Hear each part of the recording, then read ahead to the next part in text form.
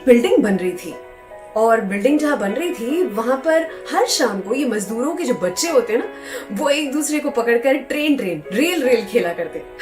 एक दूसरे की शर्ट को पीछे से पकड़ के, अब इंजन जो था वो आगे की ओर निकल जाता और बाकी सारे उसके डिब्बे बन जाते। हर दिन एक आदमी जो पास ही में रहा करता इन बच्चों को खेलते हुए देखा करता और मुस्कुराया करता। लेकिन उसने देखा कि हर दिन एक नया बच्चा इंजन बनता और बाकी सारे डिब्बे बन जाते। लेकिन एक बच्चा जो सिर्फ चड्डी पहने हुए था, जिसके हाथ में एक छोटा सा रुमाल था, वो हर दिन गार्ड बनता। उसे देखा कि गार्ड कभी चेंज नहीं होता था। इस आदमी से रहा नहीं गया तो कुछ दिनों बाद उसने जाके उस छोटे से बच्चे से बात की कि बेटा, आपको गार्ड बनना बहुत पसंद है क्या? आप कभी इंजन नहीं बनते? उस बच्चे ने इस आदमी की ओर देखा और कहा कि मेरे पास ऊपर शर्ट नहीं है पहनने के लिए, तो साहब बाकी के बच्चे मुझे पीछे से कैसे पकड़ेंगे और मेरे पीछे खड़ा कौन होगा?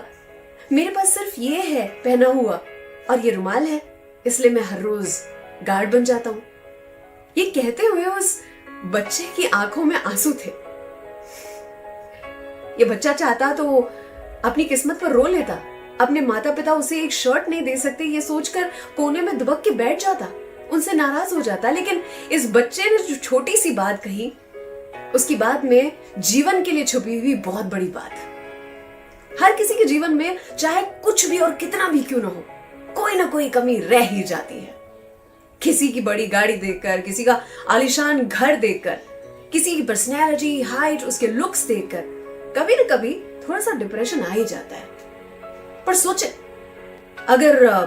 अगर खरगोश की गति देखकर कछुआ डिप्रेशन में आ जाता, या जिराफ की हाइट को देखकर जंगल का राजा शेर ये निराश हो जाता, तो एक 5 साल के छोटे से बच्चे ने अपनी दादी से पूछा कि दादी, मेरे पापा जो है उनके चेहरे पर हमेशा इतना टेंशन क्यों होता है?